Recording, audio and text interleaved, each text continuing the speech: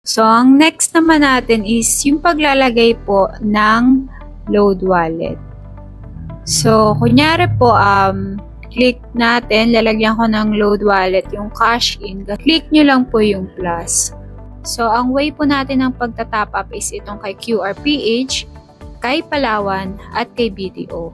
So, for QRPH, pwede po natin gamitin ito yung GCash, yung Maya, tsaka sa mga online bank po natin. So, save lang natin tong QR and then sa GCash po or sa Maya, transfer lang po natin transfer lang po tayo using the QR. And take note po, kapag kay QRPH po ay meron tayong deduction na 25 pesos. Fix po yun.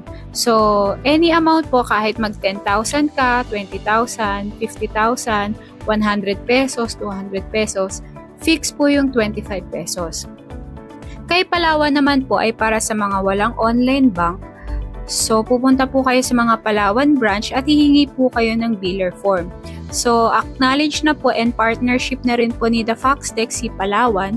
Kukuha kayo ng biller form, ilagay nyo lang po Flarego Technologies. Kilala na po ito ni Palawan. So, Flarego Technologies Corp.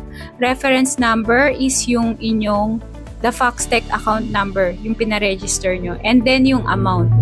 Dito naman po, meron siyang fee na 15 pesos. Fix po yun, any amount din. Tapos, once na, kunyari, na ipasok nyo na yung pera kay Palawan, may resibo po yun, picturean nyo po siya ng malinaw. Nakita po yung reference number. Kasi i-upload din po natin siya dito kay app. Kung meron naman po kayong BDO or other online bank, pwede rin po kay BDO. So, ang kaibahan lang po ni BDO kay QRPH and Palawan, si BDO po is Monday to Saturday lang pwedeng mag-replenish. Sunday po is wala. So, what if nag-replenish tayo ng Sunday, Monday po siya papasok. So, normal na pagta-transfer lang po itong account number tsaka yung account name. Tapos, transfer muna, i-save yung receipt, and then i-upload din po dito. So, kay BDO po, it takes less than 1 hour naman bago siya mag-reflect.